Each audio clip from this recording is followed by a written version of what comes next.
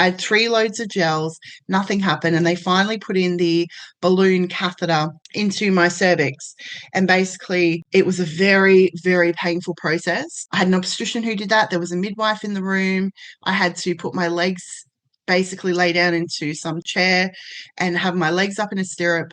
I was not told that it could be a painful process at the time, and the doctor basically put his hands inside and put it in there, and it was the most excruciating, painful experience I'd ever had. And I was made to feel like this was not normal, that my behavior and that I found it uncomfortable wasn't normal. And so I was like, what? I can't do this. I was closing my legs. I didn't want him in there. It was so painful. And I thought, if this is how painful it is when he's just doing this, how am I going to handle birth?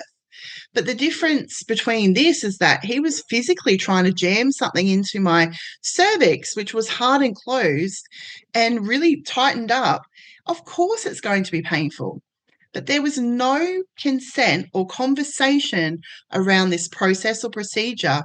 And I remember it was so painful. They ended up giving me gas and air, and it had to be turned up really high. And I just remember being so spaced out and feeling drugged up. And it was just an unreal experience. I remember going back to the room, and then overnight we were left, and hopefully the process was, it was going to hopefully open up my cervix.